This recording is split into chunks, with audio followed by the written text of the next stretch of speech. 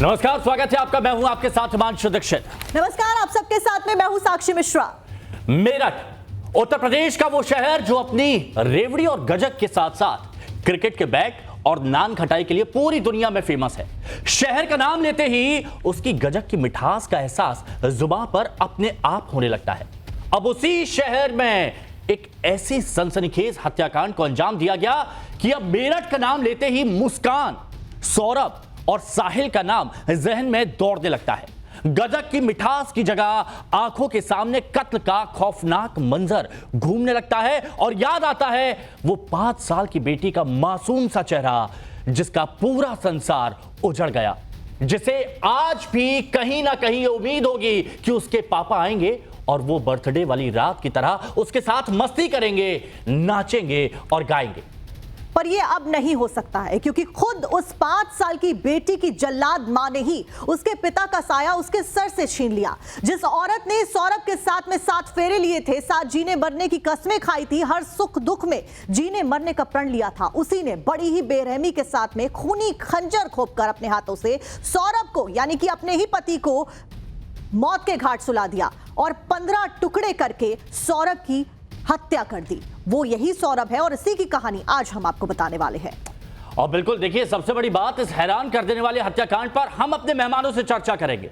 इससे पहले आपको इस रोंगटे खड़े कर देने वाली सनसनीखेज वारदात से जुड़े उन 3 किरदारों के बारे में बता देते हैं। और वो 3 किरदार जिनका जिक्र यहां पर किया जा रहा है, चलिए वो हम आपको यहां पर बताते हैं। तो यहां पर आप देखिए कि सबसे पहले इस किरदार में कौन आता है। तो यहां पर आप देखिए कि सौरभ राजपूत, वो सौरभ राजपूत जिसकी हत्या कर दी गई बेरहमी से। मुस्कान रस्तोगी, वो मुस्कान रस्तोगी जो सौरभ की पत्नी थी और साहिल की गर्लफ्रेंड थी। और तीसरा कैरेक्टर साहिल ही है जो कि मुस्कान का बॉयफ्रेंड है और इन दोनों ने मिलकर सौरभ की हत्या कर दी। तो मेरठ की कहानी जिसके इर्द गिर्द घूमती है, वो 3 कैरेक्टर आपने देख लिए, लेकिन यहां पर टाइमलाइन जानना बहुत जरूरी है। और वो टाइमलाइन अब हम आपको बताते हैं कि 3 मार्च वो तारीख थी जिस दिन उस खौफनाक सनसनीखेज हत्याकांड की पूरी प्लानिंग को अमली जामा पहनाया गया। तो आइए आगे बढ़ते हुए आपको बताते हैं कि आखिरकार 3 मार्च को क्या हुआ था।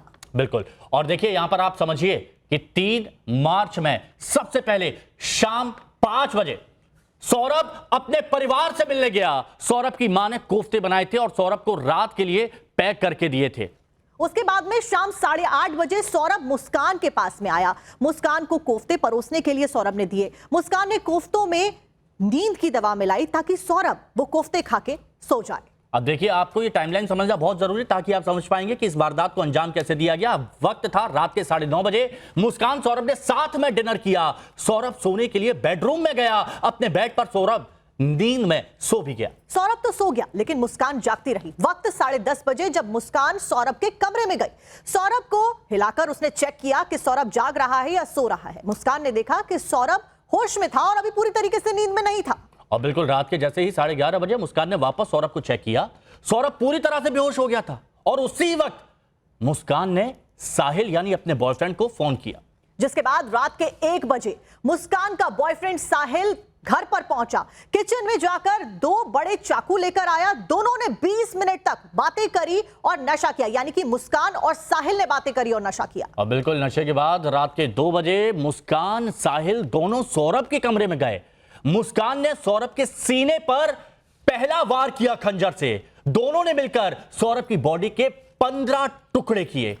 और यहां पर मुस्कान रुकी नहीं। चलिए अब आपको सुनवाते हैं कि मुस्कान और सौरभ के घर वालों का इस पूरे मामले को लेकर, घटनाक्रम को लेकर, हत्याकांड को लेकर क्या कुछ कहना है। उसका तो गंदा ही था, किसी से कुछ करना नहीं, कुछ काम नहीं, कुछ नहीं। चलो वो भी कुछ नहीं, मगर शांति से खाना पीना तो खाओ, लड़ाई तो मत करो, मोहल्ले में प्रदर्शन दिखाना, गाली गलौज करना। जाते समय उसने ये कहा था जब लड़ाई हुई थी कि आपको आपके बच्चे का चेहरा नहीं देखने देंगे। हाँ, यूं ही कह के गई थी वो। क्या कहा था? कहती तो मैं तो ऐसा कर दूंगा कि तुम अपने लड़के का चेहरा ही नहीं देखोगे।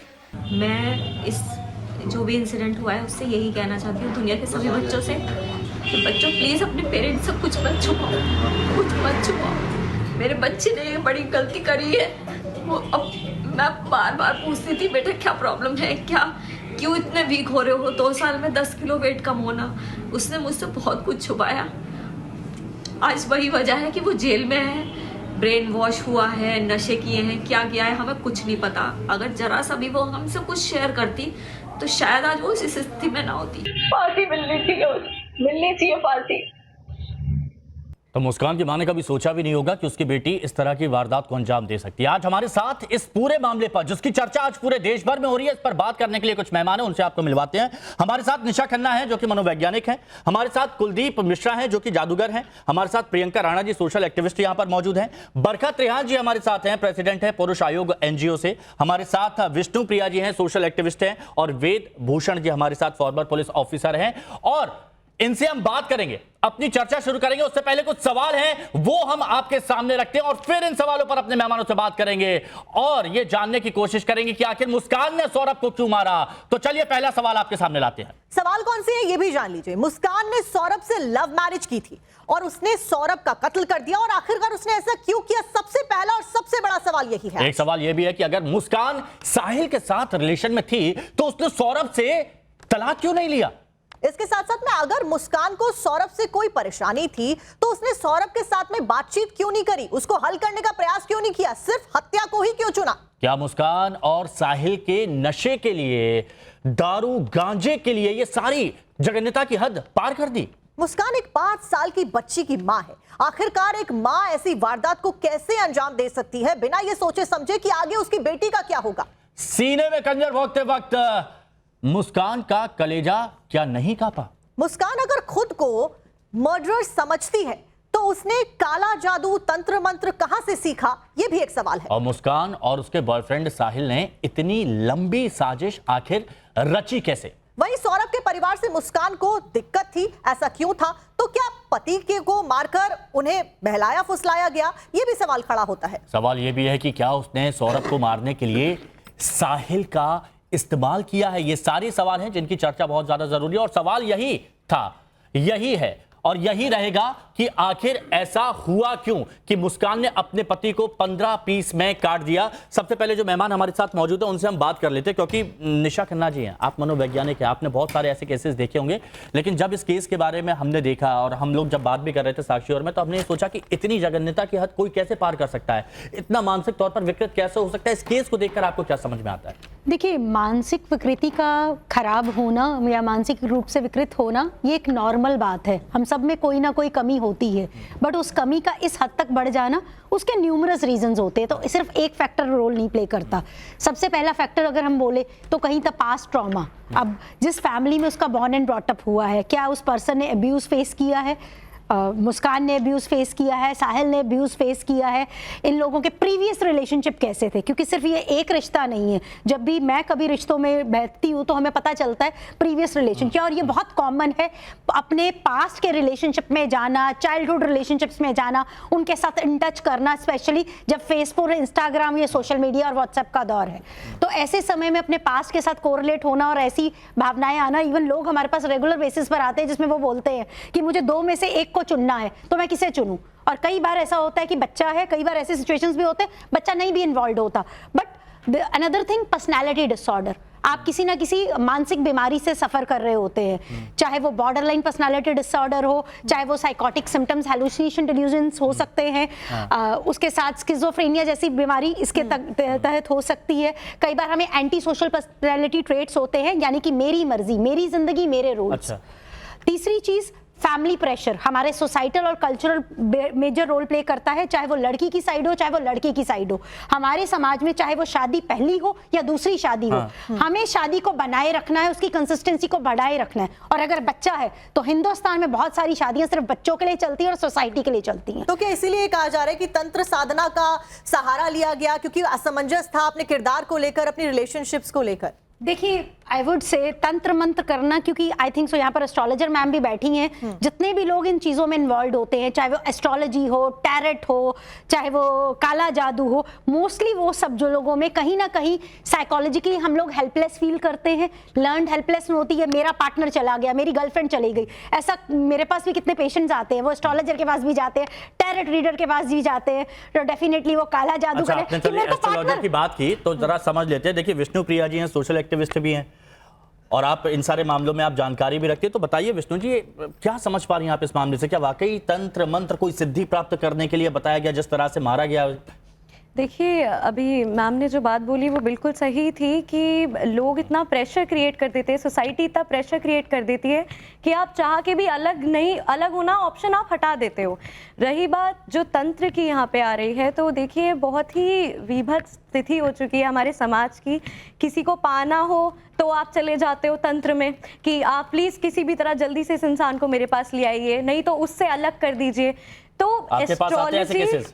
देखिए, मैं तो न्यूमरोलॉजिस्ट हूँ, बट आते हैं और वो मुझसे यही बोलते हैं कि मैम आप प्लीज किसी भी तरीके से उसके दिमाग में कुछ ऐसा कर दीजिए जिससे वो मेरी हो जाए। ऐसा पॉसिबल ही नहीं है, पहली चीज। दूसरी चीज, अगर आप इस तंत्र और उसमें जाते हो तो ये आपके लिए कितना खतरनाक है, इसे आपको समझना बहुत जरूरी है। ये सिर्फ देखिए, किसी भी विधि को और एस्ट्रोलॉजी को और हमारे धर्म को तंत्र से जोड़ देना और बिल्कुल ही उसकी नेगेटिविटी को सामने लाना बहुत ही गलत चीज है, क्योंकि आप जिस चीज का आडंबर और ढोंग कर रहे हैं उससे जाने भी जा रही हैं। तो आपको ये समझना बहुत जरूरी है कि इन सब चीजों में फंसना बिल्कुल ही गलत है। आपको शुरुआती जो जैसा उसके बॉयफ्रेंड का कमरा था उसमें कई तरह की तस्वीरें थी, क्या वो लग रहा है कि वो तंत्र मंत्र का पूरा मामला है? देखिए, बिल्कुल, जब उनकी कमरे की तस्वीरें दिखाई गई तो आपने उसमें देखा होगा कि जिस तरीके से अंक भी लिखे हुए हैं, डिमोनिक पिक्चर्स बनी हुई हैं, तो वो बिल्कुल ये शो करता है। और एक और बात, जब उन्होंने ये बोला कि उनके पति की जब हत्या हुई थी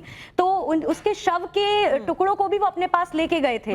तो इतना बड़ा रिस्क अगर उन्होंने उठाया तो डेफिनेटली इसमें इसका एंगल तो आ ही रहा है, जो कि बहुत ही ज्यादा बुरा है। हिमांशु, मनोविज्ञान की बात हमने कर ली, एक बार आपके पास वापस आएंगे, लेकिन क्योंकि आपने कहा कि तंत्र का एंगल दिख रहा है, लेकिन बरकत तेहान जी, क्योंकि आप मुलाकात करके आई है परिवार वालों के साथ में, आप मेरठ भी गई, वहां पर आपने जाना समझा, आपका क्या व्यू पॉइंट है? आपको क्या नजर आ रहा है? क्योंकि इनकी तरफ से कह दिया गया, न्यूमरोलॉजिस्ट है, कि तंत्र मंत्र दिखाई दे रहा है साहिल के कमरे को अगर हम देखते हैं।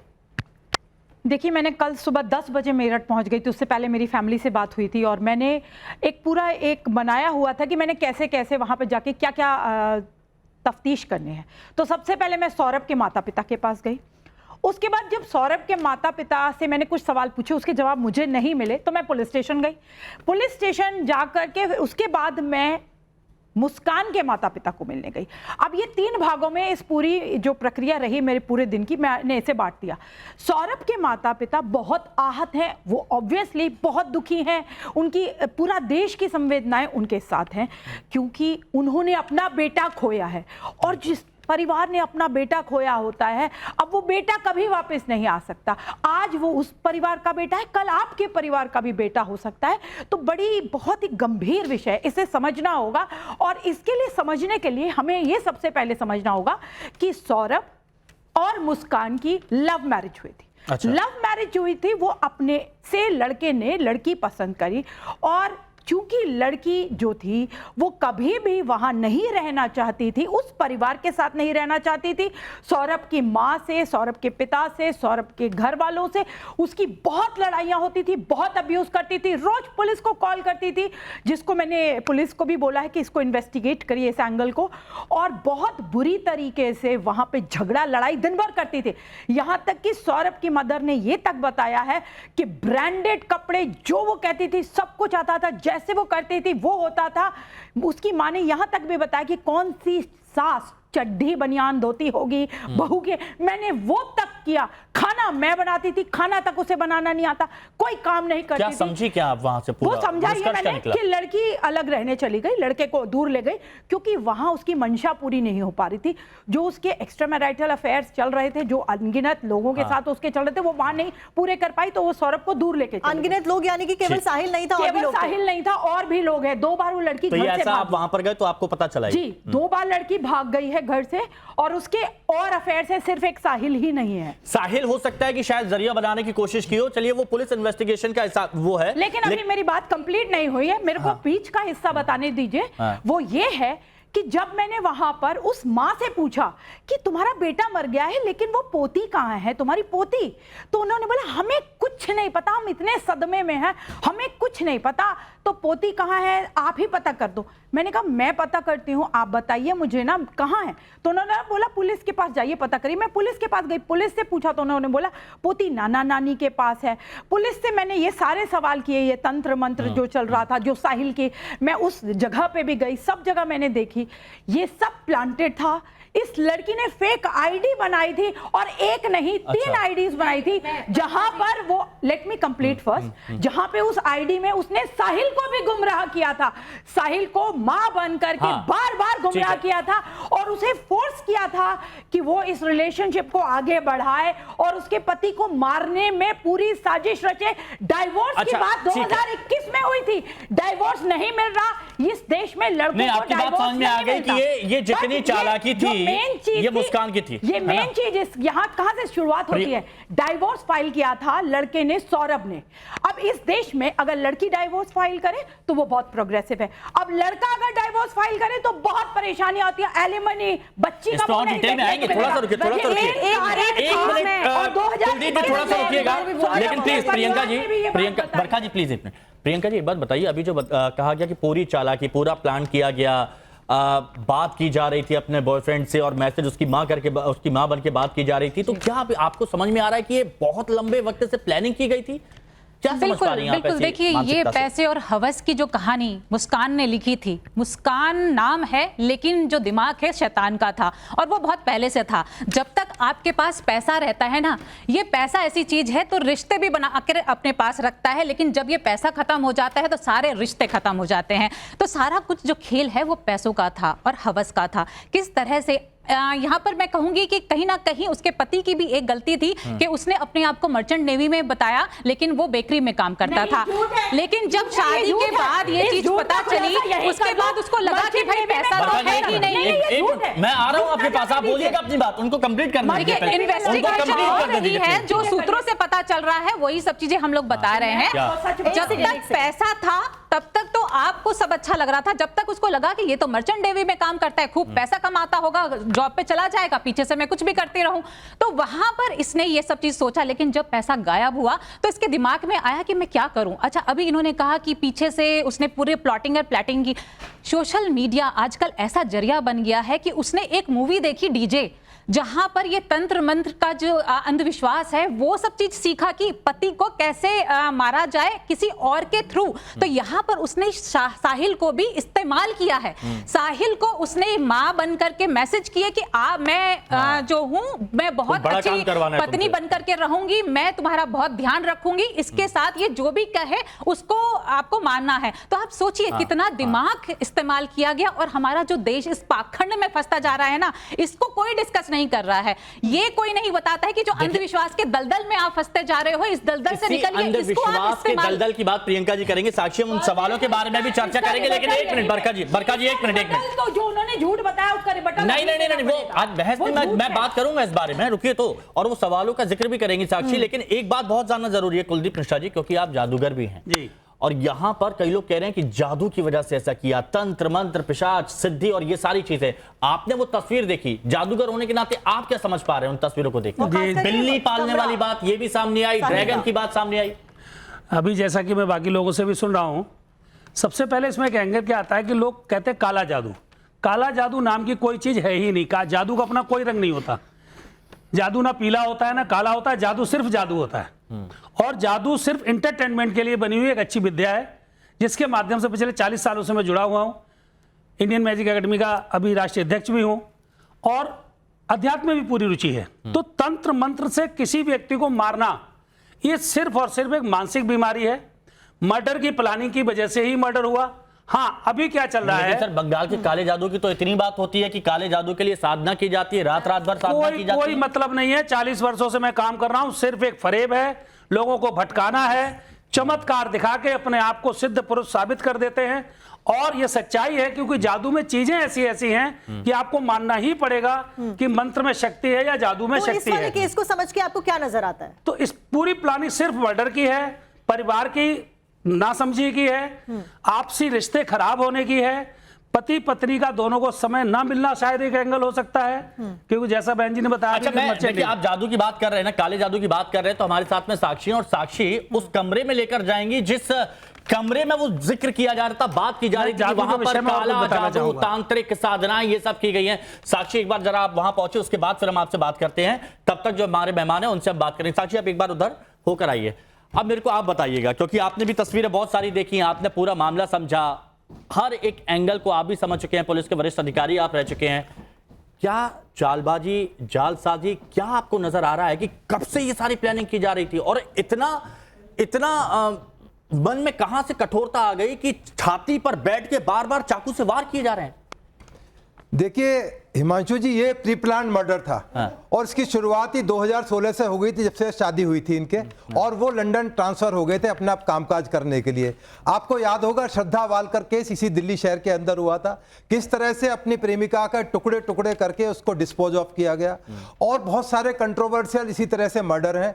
आपने याद होगा दिशा सालियान केस जो अब चर्चा में दोबारा आ गया है, सुशांत राजपूत केस हुआ, उसके अलावा अभी आरजी कार केस हुआ था। मैं आरजी कार केस का इसलिए जिक्र कर रहा हूं कि जो इस सबूत पुलिस ने इकट्ठे किए हैं, जो आप टेलीविजन पर दिखा रहे हैं, ड्रम दिखा रहे हैं, सीमेंट दिखा रहे हैं, खंजर की रिकवरी दिखा रहे हैं, तमाम डिजिटल एविडेंस मौजूद हैं। ये कन्विक्शन का केस है, क्योंकि ये भारतीय न्याय संहिता जो 2024 में नया कानून आया है उसके हिसाब से ये मुकदमा दर्ज हुआ है। और ये सबूत चिल्ला चिल्ला कर बोल रहे हैं कि ये कन्विक्शन में जाएगा केस। ये मैं बार बार इस चीज पे स्ट्रेस कर रहा हूं। आरजी कार केस के अंदर केवल 4 महीने के ट्रायल के बाद में उसको आजीवन कारावास कर दी गई। अब जो आते हैं प्यार, रोमांस, पैसा, काला जादू, जो साइंटिफिक चीजें हैं, इन्वेस्टिगेशन है, इन सब चीजों पर नहीं चलती है। उत्तर प्रदेश पुलिस, दिल्ली पुलिस, कोई पुलिस इन काले जादू और इस तरह की चीजों पर ना इन्वेस्टिगेशन होती है। आज हम एआई के टाइम में जी रहे हैं, डिजिटल के टाइम में जी रहे हैं। ये जो दकियानूसी बातें हैं, इससे इन्वेस्टिगेशन हिमांशु जी नहीं होती है। जो इन्वेस्टिगेशन होती है, में सर काटकर, हाथ काटकर अगर सब जगह लिए घूमा जा रहा है, तो वो उनकी मानसिक एक विकृति हो सकती है। आप सभी लोग कुछ सवालों पर ध्यान दीजिएगा प्लीज। आप सभी लोग कुछ सवालों पर ध्यान दीजिएगा। कुछ सवाल है और सवाल यही था, यही और यही रहेगा कि आखिर ऐसा क्यों हुआ कि मुस्कान ने अपने पति को 15 टुकड़ों में काट डाला। मुस्कान ने आखिर सौरभ को क्यों मारा? कुछ और भी सवाल है, चलिए उनके बारे में यहां पर हम आपको बता देते हैं। सवाल यहां पर क्या है? सवाल नंबर 1 साहिल के लिए, आखिर मुस्कान ने सौरभ को क्यों मारा? तो सवाल नंबर 1 है, क्या साहिल के लिए, बॉयफ्रेंड के लिए? उसके बाद सवाल नंबर 2 क्यों आता है? सवाल नंबर 2, क्यों मारा? क्या दौलत की चाहत थी? जैसा कि बताया जा रहा है कि पति के पास पैसे थे, 6 लाख रुपए थे, अकाउंट में ट्रांसफर कर दिए गए थे, वो भी एक वजह थी। सवाल नंबर 3, और सवाल नंबर 3, तंत्र मंत्र में फंसकर क्या वारदात को अंजाम दिया, इतनी बेरहमी से मारा है? सवाल नंबर 4, अगला सवाल आइए जल्दी जल्दी, हीरोइन बनने की चाहत में क्या ऐसा किया है? कुछ तस्वीरें भी सामने आई हैं। सवाल नंबर 5 क्या है? क्या मुस्कान ने सौरभ को इसलिए मारा क्योंकि परिवार में तकरार थी, दोनों परिवारों में? एक और सवाल यहां पर आता है कि बचपन का प्यार था और बचपन के प्यार की वजह से इस वारदात को अंजाम दे दिया गया। साथ ही सौरभ का दूर रहना एक बड़ी वजह बनी थी, यह भी एक सवाल उठता है। और सवाल उठता है कि बेरोक टोक जिंदगी चाहती थी, जैसा कि बताया भी गया। सौरभ तलाक चाहता था, यह भी एक सवाल नंबर 2। और सवाल नंबर 10 क्या है? घूमने फिरने के लिए क्या इस वारदात को अंजाम दिया गया? तो निशा खन्ना जी, ये सारे सवाल हैं, इनमें से आपको सबसे बड़ा सवाल कौन सा लगता है और इसके पीछे की वजह आपको क्या लगती है, बताइए। देखिए, मेरे अकॉर्डिंग सबसे क्लियर रीजन ये है, वो एक मानसिक बीमारी से गुजर रही थी। हम सबके बीच में ऐसे लोग मौजूद होते हैं, हम उन्हें आइडेंटिफाई नहीं कर पाते, और कई बार ऐसा भी होता है हम उन्हें बोल भी दे आपको बीमारी है, वो मानने को तैयार नहीं होते। तो कहीं ना कहीं मैं बिल्कुल क्लियर हूं, और इस केस में बहुत क्लियरली ये वो लोग नशा कर रहे थे, नशा कर रहे थे, ड्रिंक कर रहे थे। और रिसर्च कहती है, और अब तो WHO का रिसर्च भी आ गया है, अगर आप एक ड्रिंक भी रेगुलर लेते हैं, इवन एक सिप भी लेते हैं, तो आपकी हेल्थ के लिए और इसमें तो बताया गया कि गांजा, सूखा नशा, ना जाने क्या क्या मनाली में जाके किया, वो तस्वीरें भी सामने आई हैं। जितने भी लोग ये जादू टोना और सब में इन्वॉल्व होते हैं, वो सब नशा करते हैं। ये आप ले चलिए, हिंदुस्तान में तो ये बहुत कॉमन है, बाहर के देशों में भी अगर आप देखें तो बहुत सारी मैरिजुआना जैसी चीजें जो है वो ऑन पेपर मेडिकली उनको अप्रूवन किया गया है। अच्छा, आपने बहुत अच्छे से बताया। अब बरखा जी, ये बात बताइएगा कि नशा, बेरोक टोक वाली जिंदगी, दूसरी तरफ बॉयफ्रेंड और पैसा, क्या यही सारी चीज थी जिसकी वजह से मार दिया गया सौरभ को? पहले मैं रिबटल दूंगी, जो कि अभी यहाँ पे बताया गया कि वो मर्चेंट नेवी में नहीं था। ये एक झूठ बात है। वो मर्चेंट नेवी में काम कर रहा था दुबई में, सौरभ काम करते थे वहां पर। जब इनके यहाँ पर लड़ाई झगड़ा बहुत ज्यादा बढ़ा तो जब वो वापस आया था इसको सुलझाने के लिए, उसके बाद दोबारा वहां उसकी नौकरी नहीं लगी, इसलिए वो बेकरी में लंदन में अभी काम कर रहा था और वहां पे भी उसकी बहुत अच्छी इनकम थी, इनकम में कोई कमी नहीं थी। ये मेरा रिबटल था। बिल्कुल, अकाउंट में लाखों रुपए हैं तो कोई दिक्कत नहीं है। बताया गया तंत्र मंत्र की जो बात बताई जा रही है वो भी सिरे से खारिज करती हूँ, वो सब झूठ है। अब आपको बता दूं, नशा कर रहे थे और ये कोल्ड ब्लडेड मर्डर था और इस मर्डर की प्लानिंग 6-8 महीने से हो रही थी। और एक बात बताती हूँ, ये जो माँ है, ये जो माँ है, कर सकता है, आप मुझे बताइए, आप मर्डर की प्लानिंग कर सकते हैं, वही कर सकता है। लड़की की अच्छा, एक एक करके सवाल पूछिए। अभी इधर सवाल पूछा, एक मिनट मैं आपके पास आऊंगा, पक्का आऊंगा। अभी इधर सवाल पूछा, बताइए। कंप्लीट कर दूं। लड़की की माँ जो है वो सौतेली माँ है। अगर उस माँ को पता था कि मेरी बेटी ऐसी है तो उसने क्यों नहीं गाइड किया अपनी बेटी को सही तरीके से। आज वो मतलब यहाँ पर आपको माँ की गलती नजर आ रही है? हमारे माँ की गलती मेंटल हेल्थ की बात ही नहीं कर रहे हैं। जरूरी है ओके, आपने अपनी बात बरका जी, बहुत बड़ा पॉइंट आपने उठाया, बहुत बड़ा पॉइंट आपने उठाया। एक मिनट प्लीज। लड़की गलत राह पे चल रही है, उस बात में जिसके पीछे ये मर्डर मैं बरका जी प्लीज चाहता हूँ, आप करना नहीं चाहते हैं।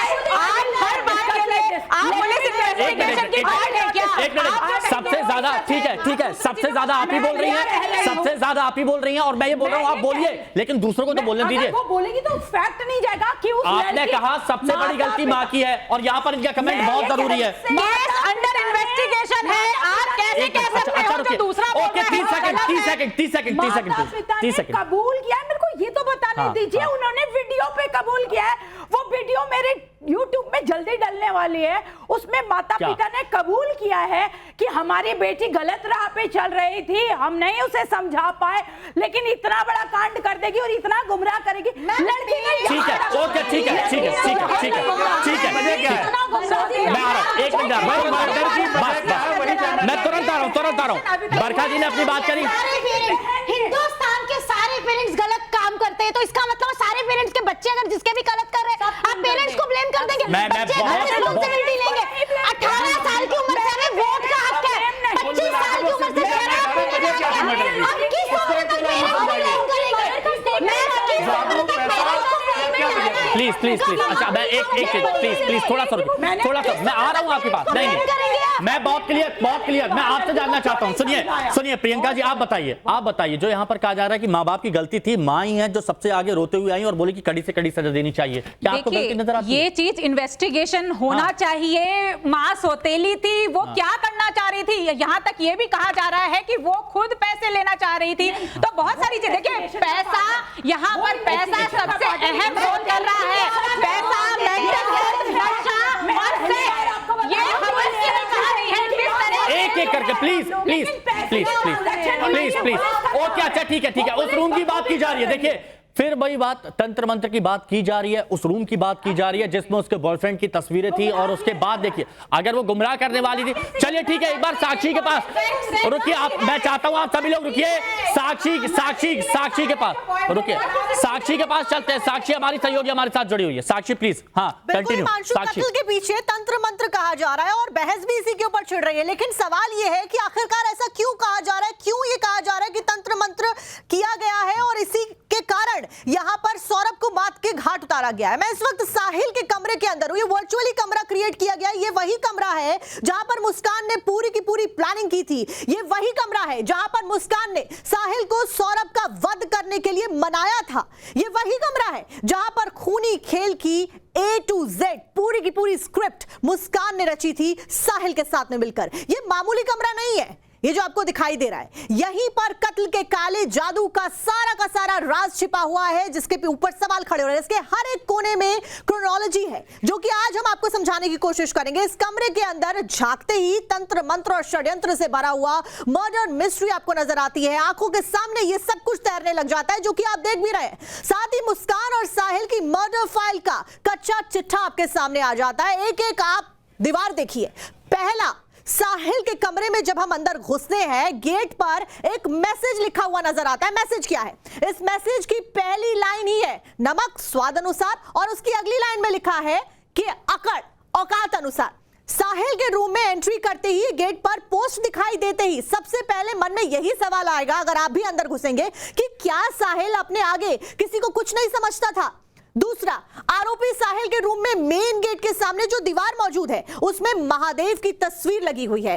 इसमें जटाधारी शिव शंकर भी मौजूद नजर आते हैं और दीवार पर आदि योगी का स्केच बना हुआ है। इस तस्वीर को देखकर मन में यह सवाल उठेगा और यह उभरता है सवाल कि क्या आरोपी साहिल नशे के लिए खुद को भोले का भक्त बताता था और वो यही दिखाने के लिए कोशिश करता था कि मैं भोले का भक्त हूं, इसलिए नशा कर रहा हूं, क्योंकि साहिल नशे का आदी था, यह बात तो स्पष्ट है। तीसरा सवाल, साहिल के कमरे में सिगरेट की फोटोज लगी हुई हैं, सिगरेट की फोटोज लगी हुई मिली। इसमें अंग्रेजी के अक्षरों में पफ पफ पास लिखा था। साहिल पर नशे में रहने के आरोप लगते आए हैं लगातार। सवाल अब यहां पर यह उठता है कि क्या साहिल हमेशा नशे में ही रहता था, क्योंकि जो सिगरेट की तस्वीरें मिलती हैं वो तो इसी तरफ इशारा करती हैं। चौथा, दीवार के एक हिस्से पर बेंच पे एक लड़की अकेली बैठी हुई दिखाई देती है। स्केच होता है लड़की की इस पेंटिंग में, उसके आसपास 5 दिल बने हुए रहते हैं। यहां यह सवाल है कि साहिल के कमरे की पेंटिंग में जो लड़की नजर आ रही है स्केच में, क्या वो मुस्कान थी? 5वां पॉइंट, उस लड़की के ठीक ऊपर अगर हम देखते हैं तो चांद सितारे भी नजर आते हैं। अब इस स्केच में एक लड़का रस्सी के सहारे चांद तक पहुंचने की कोशिश करता है। इस एंगल को देखकर यह निकलता है सामने कि क्या जिस रात को सौरभ की हत्या हुई, ये उस प्लानिंग का हिस्सा था, क्योंकि 3 मार्च को कत्ल हुआ, उस दिन चतुर्थी तिथि थी और चतुर्थी का चांद ऐसा ही नजर आता है। यानी कि हर एक स्केच, हर एक तस्वीर जो साहिल के कमरे में ये जो आपको नजर आ रही है वर्चुअली हमने क्रिएट किया है, ये एक और निशाना करती है। छठा पॉइंट, और उसी कमरे के एक कोने में दीवार पर बड़ा सा शैतान नजर आता है। ये शैतान दिखने में डरावना लगता है और इसके आसपास जो निशान बने हुए हैं वो बुरी शक्तियों को दिखाते हैं। और ये वही तस्वीर है जिसको देखने के बाद में मेरठ मर्डर केस में काले जादू वाला चैप्टर ऑन होता है। और हिमांशु, इसीलिए लगातार हम कह रहे हैं कि काला जादू एक इंपॉर्टेंट पॉइंट हो सकता है जिसमें अंदर घुस के ये सब कुछ षड्यंत्र रचा गया। हिमांशु, ठीक है, कुलदीप जी वो देख रहे हैं शैतान वाली पेंटिंग, तो ये इससे अब आपको क्या नजर आ रहा है शैतान वाली पेंटिंग? जवाब देखिए, ये एक, जैसे कि बहन जी पहले बता चुकी, साइकोलॉजी बीमारी है एक, और नशे में छुपने के लिए लोग, नशे के जो लोग आदी होते हैं वो इस तरह की कल्पनाएं, एक उनकी मनगढ़ंत कल्पनाएं बन जाती हैं। उनको ऐसा भी लगने लगता है कई लोगों को मेरे अंदर शक्ति आ गई है, आसमान पे उड़ने लगते हैं। हाँ, वो फिर एक ख्याली उसमें जीते हैं और उनको महसूस होता है कि मुझे एक शक्ति आ गई। ऐसे लोगों को गुमराह भी करते हैं वो।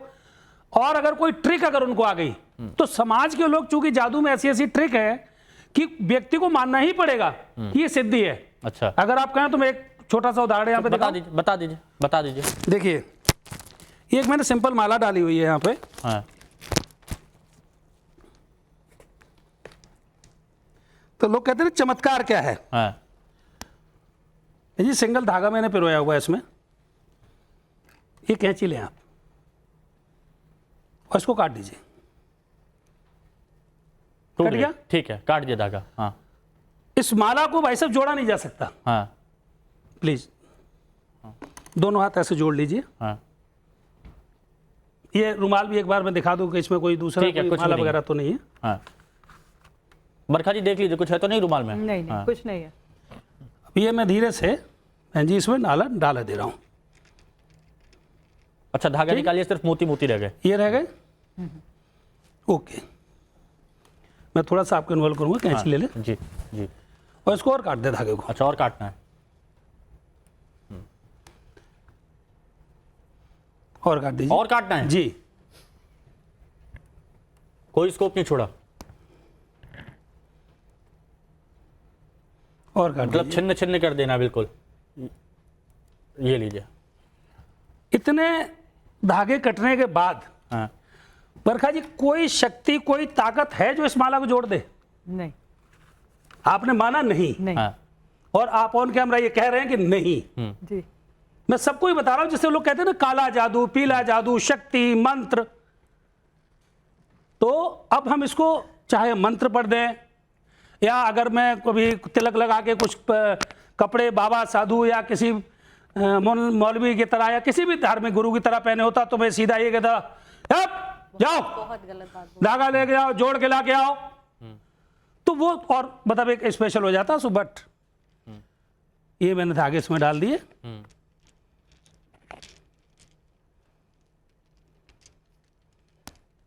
फिर बन गई है पूरी माला आपके सामने देखिए। बरखा जी, आपने तो नहीं जोड़ दिया? बरखा जी ने काला जादू किया। अच्छा, बरखा जी कोई जादू नहीं करी। अच्छा, मैं 1 मिनट बस आपके पास आऊंगा प्रियंका जी, क्योंकि जब अशोक कुलदीप जी ये दिखा रहे थे उस वक्त विष्णु प्रिया जी कह रही थी ये बहुत गलत बात है। क्या आपको आपत्ति है? क्या आपको यहाँ पर काले जादू वाला जो एंगल था उससे आपको आपत्ति है, या फिर इनके कहने से कि कोई जादू नहीं होता, कुछ नहीं? कोई देखिए मुझे बोलने दीजिए, बोलने दीजिए। कोई सिद्धि नहीं है। आप कैसी बात करें कि कोई शक्ति और कोई सिद्धि नहीं है? आप सरासर सनातन धर्म पे वो आपने, अगर आप ये बोलते हैं कि वो आडंबर कर रहे हैं, जो लोग करते हैं, जो गलत करते हैं, उनका नाम लीजिए। बट आपने क्या बोला? जितने भी भगवाधारी और जितने भी संत, आपने सब पे नहीं, सबका नहीं आपने बिल्कुल बोला। इसीलिए मैंने आपको बोला कि जो इसके नाम पे पाखंड करते हैं, बिल्कुल, तो उनको डिफरेंशिएट विश्वास और अंधविश्वास प्रियंका जी एक एक करके बात रखिए, वरना क्या है ना कि जनता नहीं सुन पाएगी। देखिए जनता नहीं सुन पाएगी। लेकिन ये जो तस्वीर देखिए, ये कंटिन्यू आपके बैकग्राउंड में चल रही है, ये जो डेविल इमेज जिसके बारे में कहा जाता है, इसको देख के आपको क्या लगता है? देखिए मैंने पहले भी सिर्फ टैटू या फिर इसके पीछे कुछ सोच? बिल्कुल, मैं उसी पे आ रही हूँ। और एक और चीज, अभी बरखा जी बोल रहे थे, सब लोग बोल रहे हैं कि इसमें कोई एंगल नहीं है, बस जबरदस्ती प्लांट किया है। तो देखिए, अगर जबरदस्ती पिक्चर्स प्लांट हो सकती है ना, आप शब्द को तो प्लांट नहीं करेंगे। लगातार वध शब्द का यूज हो रहा है, इस पे कोई ध्यान ही नहीं दे रहा है। और ये देखिए, मानसिक विकृति बिल्कुल है यहाँ पे, क्योंकि किसी जिस काले जादू की हम बात कर रहे हैं और नशे भी इन्वॉल्व है, तो आप सोचिए कि इन दोनों चीजों को मिला के जो पागलपन इस लड़के ने किया है वो साफ साफ दिख रहा है। और बिल्कुल इन्वॉल्वमेंट है काला जादू का, बिकॉज ये जिस तरीके की इसकी मानसिकता है, और आदि योगी जी की जो इमेज भी उसमें शंकर जी की जो दिखाई गई है, सदगुरु जी भी मानते हैं उनके। मैं आपको बता रही हूँ कि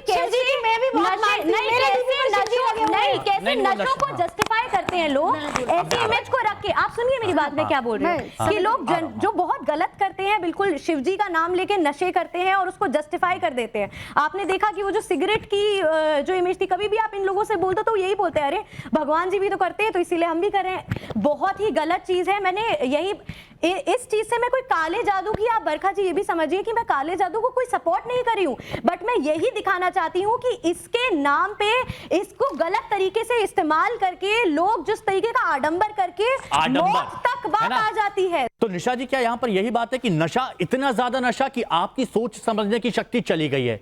दूसरी तरफ आप काले जादू की भी बात करने लगे क्योंकि वध का इस्तेमाल किया गया, और वहां पर जो एक्सपर्ट थे उन्होंने भी काटा कि सर को जिस तरह से धड़ से अलग किया गया है, चारों तरफ गर्दन पर वो निशान है, तो वो बताता है कि जैसे सर को बिल्कुल अलग किया गया। तो क्या ये पूजा पाठ वाले एंगल से ये सिर्फ, इसके पीछे सिर्फ नशा है? ये मैं फिर से पूछ रहा हूं। देखिए, पर्सनालिटी डिसऑर्डर कंफर्म्ड है, क्योंकि कोई भी नॉर्मल इंसान बिल्कुल बहुत नॉर्मल है। जैसे भी आप अगर फोटोग्राफ्स की बात करें, वो लड़की अकेली बैठी है, उसके दिल से हार्ट निकल रहे हैं, यानी कि तुम्हारे अंदर बहुत प्यार भरा हुआ है, पर शायद तुम्हारा पति उस प्यार को समझ नहीं पा रहा है। आदि योगी का जो आपने पिक्चर बोला है, Shiv is a sign of detachment when they are talking about detachment। आपने त्रिशूल का साइन देखा है, तो जब त्रिशूल के साइन की बात करते हैं, that is about destruction। destruction is about to happen। अगर आप साइकोलॉजिकली रेड कलर की बात करते हैं, blood, vagina, when you are talking about ये जितना भी हम रॉशा टेस्ट करते हैं, आप किसी भी साइकोलॉजिस्ट को बनाइए, क्लिनिकल साइकोलॉजी, वो आपको एक्सप्लेन कर देंगे। ये सिम्टम्स जो है कहीं ना कहीं आपको बताते हैं क्या उनकी मानसिक स्थिति है, दिमाग की उनकी स्थिति क्या है। और जब डिस्ट्रक्शन की आप बात करते हैं, मैं एक बात बोलना चाहूंगी, जो बरखा जी कह रही थी, माँ कसूरवार है। हम पेरेंट्स को कितनी एज तक कसूरवार करेंगे? 18 साल की उम्र तक हमें वोट करने का हक है, 21 साल की उम्र के बाद शादी का हक है, 25 साल की उम्र के बाद अपनी मर्जी से हमें ड्रिंक करने का हक है। तो हम किस उम्र तक माँ बाप को ब्लेम करते रहेंगे? अगर माँ बाप के ट्रॉमा के शिकार हम हैं, तो हम अपनी जिंदगी की जिम्मेदारी कब लेंगे? तो किसी भी माँ बाप को मेरा आपके चैनल के माध्यम से प्लीज स्टॉप ब्लेमिंग माँ बाप को। Take the responsibility of your life in your hands. आप है जिंदगी को बना सकते हैं, बिगाड़ सकते हैं। किसी लड़की के जाने से, किसी लड़के के जाने से, या किसी माँ बाप के जाने से आपकी जिंदगी खत्म नहीं होती। आपकी जिंदगी तब खत्म होती है जब मानसिक रूप से आप अपने आप को अपाहिज मानते हैं कि मैं समाज के सामने खड़ा नहीं हो सकता या खड़ी नहीं हो कि सकता। आप बच्चों से बोलिए कि वो शेयर करें। देखिए बहुत बड़ी बात ठीक है, है इसमें एक पॉइंट, अगर वो बचा सकते थे। सुनिए विष्णु जी, एक चीज बरखा जी, एक मिनट, लेकिन मैं एक बात को थोड़ा सा समझना चाहूंगा जो बरखा जी ने कहा कि ऐसा नहीं है कि मुस्कान के अंदर ये चेंजेस एक हफ्ते से आए हों, 2 हफ्ते से आए हों, या 1 महीने 2 महीने से आए हों। ये तो बहुत पहले से चला रहा होगा ना, नशे की आदि वो पहले से होगी, है ना, ये सारी चीजें तो पहले से पता होंगी। देखिए प्री प्लान मर्डर है और तब से यही बात हो रही है, घर वालों की लेकिन भूमिका 3 जो चीजें बात की इसमें गई, बहुत इंपॉर्टेंट है। उनको तो इस बारे में पता होगा उसकी प्रगति के बारे में। मैं आ रहा हूं, तुरंत आ रहा हूं। आपका काम ही नहीं रह जाता जो उन्होंने मैडम ने कहा। सबसे पहले मैं टाइम्स नाउ पे क्लियर कर दूं कि मैंने ऐसा नहीं कहा कि मां ने किया, ये मां ने खुद कहा है और पिता ने खुद कहा है कि हमें पता था वो लड़की गलत है, लेकिन उस लड़की को उन्होंने कभी समझाया नहीं, उनका रोल गलत है। फिर वही बात आ जाती है ना समाज के। एक प्लीज, और जो उन्होंने कहा है हम लोग जो गलत होता है उसको मैं आपके पास आऊंगा प्लीज, एक मिनट मैं आऊंगा, पिता ने ये स्वीकारा कि सौरभ की जो कातिल है हमारी बेटी मुस्कान, उसको फांसी की सजा होनी चाहिए। मैंने उनसे पूछा क्या मीडिया के सामने सिर्फ फांसी की सजा की बात हो रही है या तो जब अभी केस कोर्ट में जाएगा तब भी ये बरकरार रहेगी? उन्होंने ये जवाब दिया, उनके पिताजी ने ये जवाब दिया कि ये बहुत गलत हुआ और मैंने उसके गलत में हमेशा साथ दिया, लेकिन मुझे ये नहीं पता था ये मुझे इतना गुमराह कर देगी कि अपने ही पति का, जिसकी वजह से हमें छोड़ के गई थी, उसका खून कर देगी। और हम आगे भी आप इसके न्याय के लिए लड़ाई लड़ेंगे और मुस्कान बेटी को फांसी हो। देखिए बेटी को सजा मिले या वो जो कुछ भी कहें, अभी इन्वेस्टिगेशन होगी और बहुत सारी जो परतें हैं वो खुलने वाली हैं। लड़की नशा करती थी, क्या माँ को नहीं पता था? उसने पहले क्यों नहीं बताया कि भाई लड़की जो है नशा करती है, एम्बिशियस थी, हीरोइन बनना चाहती थी, ये भी बात माँ को पता होगी। उसको पैसा भी चाहिए था, क्योंकि अगर आप एम्बिशियस हैं, नशा कर रहे हैं, इन सब चीजों के लिए आपको पैसा चाहिए, वो भी चाहिए। फिर इतने सारे बॉयफ्रेंड, आप पति के होते हुए आपके बॉयफ्रेंड्स भी हैं और भी ये बता रहे हैं, तो आपको सेक्स और हवस भी है। लेकिन बात वही आ जाती है जब समाज के अंदर हम बार बार ये कह देते हैं माँ बाप माँ बाप माँ बाप, संस्कार के नाम पर जब आप 2 लोगों की शादी नहीं चल रही है तो सेपरेट हो जाने दीजिए। हमारे देश के अंदर क्यों ऐसा कहा जाता है कि अगर शादी टूटती है माँ बाप की जिम्मेदारी है? अरे एक आदमी नशा करता है, सेक्स चाहता है और पैसे की लालची है, उसके माँ बाप की क्या गलती है? एक करके बरखा जी, नहीं बरखा हो सकती है, उसके संस्कार ये नहीं होते कि माँ बाप ने उसको सिखाए होंगे। तो हर चीज के लिए हम लोग ये कहते हैं कि संस्कार जिम्मेदार है। जी नहीं, ये आपकी इच्छा है कि आप क्या बनना चाहते हैं। आपको नहीं प्लीज एलिमनी बहुत बड़ी एलिमनी देनी पड़ती है, लड़कों को डाइवोर्स नहीं मिलता। कोई के अंदर जो जजेस होते हैं वो चेक किया जाता है। कोर्ट को है, अगर आप 3 करोड़ मांगेंगे तो क्या 3 करोड़ दे दिया जाएगा? जो लड़के हैं क्या उनको न्याय नहीं मिलता? बहुत सारे केसेस ऐसे होते हैं जहां लड़कों को प्लीज सुनिए। अच्छा एक मिनट मेरा सवाल आपसे है, पैसा इंपॉर्टेंट है कि जान? पहले आप बताइए, मानसिक स्वास्थ्य इंपॉर्टेंट है कि जान? मुझे बता दीजिए, मानसिक स्वास्थ्य पैसा इंपॉर्टेंट है कि जान? जवाब। ये कोल्ड ब्लडेड मर्डर है, सेक्स, प्यार और धोखा पति को, और दोनों का कन्फेशन है। मेरठ पुलिस बहुत अच्छा काम कर रही है, मेरठ पुलिस ने सारी जगह इन्वेस्टिगेशन टीम भेजी हुई है जवाब दिया। और मुझे आशा है जल्द फास्ट ट्रैक कोर्ट में ये जा रहा है। अब पुलिस की बात है, अब पुलिस की बात है, तो वेद प्रकाश जी अंजाम आएगा और इस लड़की को कड़ी से कड़ी अब पुलिस की बात है। तो वेद प्रकाश जी अब ये बताइए कि आपने बहुत से ऐसे मामले देखे होंगे, हालांकि ये तो जगन्यता की सारी हदें यहां पर पार हो गई हैं, जितनी भी तस्वीरें आपने देखी, चाहे वो उसका बॉयफ्रेंड हो, उसके रूम की तस्वीरें हो, और जो भी टाइमलाइन हमने अभी अपने दर्शकों को बताई वो भी आपने देखी, जो सवाल हमने खड़े किए वो भी आपने देखे, इसके पीछे की ठोस वजह आपको क्या लगती है और आप कहां जानते कि कहां पर खामियाजा भुगतना पड़ा? क्योंकि पहले से ये सारी चीज समझी जा सकती थी ना? बिल्कुल समझी जा सकती। देखिए हिमांशु जी, अभी इन्वेस्टिगेशन बड़ी इनिशियल स्टेज पर है। एक्यूज कस्टडी के अंदर है, तमाम तरह की साइंटिफिक इंट्रोगेशन की जा रही है। ये काला फाला जादू जो अब तक डिस्कस कर रहे थे, पुलिस के लिए जीरो है, इट्स ए बिग जीरो, और कोर्ट के लिए भी जीरो है। इसका इस इन्वेस्टिगेशन से कोई ताल्लुक नहीं है। आज हम इस स्टेज में इन्वेस्टिगेशन कर रहे हैं, काला जादू दीवार पर लिखा है, फला पर लिखा है, वो पार्ट ऑफ इन्वेस्टिगेशन नहीं हो सकती, कोर्ट में प्रूव नहीं करना।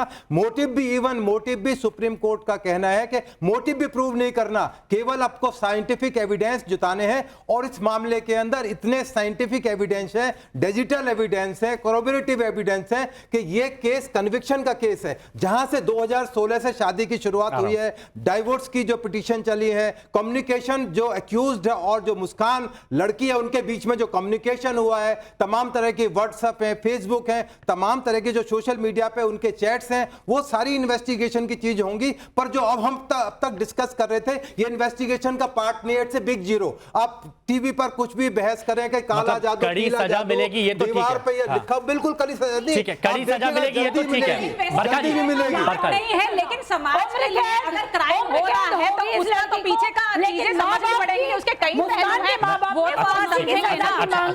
विष्णु जी, विष्णु जी, देखिए मानसिकता की विष्णु कहाँ से जी, उपजता है, वो दिमाग से उपजता प्रियंका जी, एक मिनट, है। सुनिए, ये मैं बात करूंगा, लेकिन अब मेरे को एक बहुत इंपॉर्टेंट बात, क्योंकि जब से ये मुद्दा उठा है, न्यूज रूम में चर्चा हुई है, अलग अलग लोगों से चाय के टपरी पर, नुक्कड़ पर, हर जगह ये चर्चा हुई, और बहुत सारे लोग ये जानना चाह रहे हैं। निशा जी, आपसे सवाल है, क्योंकि आप मनोवैज्ञानिक हैं। ये कहा गया कि मुस्कान ने और उसके बॉयफ्रेंड ने जब सर काटा, शरीर के 15 टुकड़े किए, वो कमरे में रखे, वो आराम से वहां पर खाना खा रहे थे, उनको कोई फर्क वहां पर नहीं पड़ा, उन्होंने नशा किया, उनको ऐसा कि जैसे कुछ हुआ ही नहीं है, सीमेंट में उन्होंने दफनाया, और फिर उसके बाद मनाली चले गए घूमने के लिए। 15 दिन तक वो घूमे, खूब मस्ती करी, उसके बाद फिर से वो वापस आए, मतलब जैसे कोई फर्क ही नहीं पड़ा। सर गिल्टी फील ही नहीं करता है, एम्पैथेटिक होते ही नहीं ऐसे इंसान, साइकोपैथिक ट्रेट है, तभी तो इंसान इस हद तक कोल्ड ब्लडेड मर्डर कर सकता है। और दूसरी बात, आज आपने बोला है बरखा जी, अगर आपके यहाँ पर चाहे मेल हो फीमेल हो, अगर वो पैसे और मेंटल हेल्थ को और अपनी जान को फायदे पे ना रखकर अगर वो चूज करते हैं मुझे पैसे को बचाना है, तो सौरभ की फैमिली ने भी कहीं पैसे को इंपॉर्टेंस दी है, अपने बेटे की मेंटल हेल्थ और अपनी जान को नहीं। और आपके चैनल के माध्यम से मैं कहना चाहूंगी, प्लीज अपनी मेंटल हेल्थ के बारे में सोचिए। के साथ क्राइम हो तो हम कानून बनाएंगे, और पुरुषों के साथ क्राइम हो तो दोनों की मेंटल हेल्थ ले आएंगे। पुरुषों के लिए मेंटल हेल्थ होता है, पुरुषों के लिए कानून नहीं बनाएंगे। आप कह रहे हैं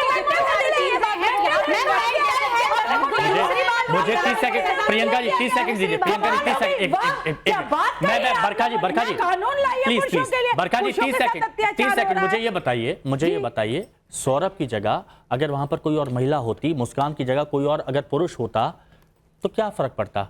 बात तो वही है, हत्या हुई है ना। अगर पुरुष की हत्या होती है तो हमें कोई फर्क नहीं पड़ता, क्यों? महिला की हत्या होती तो अभी तो पूरा परिवार, हमारे घर के अंदर भाई भी है,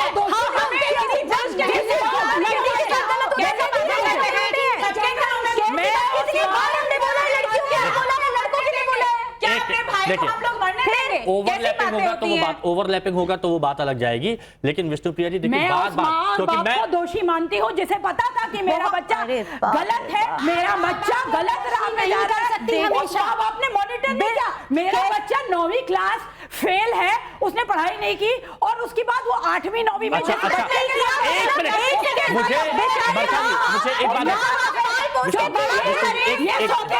मुझे एक बात बताइए, एक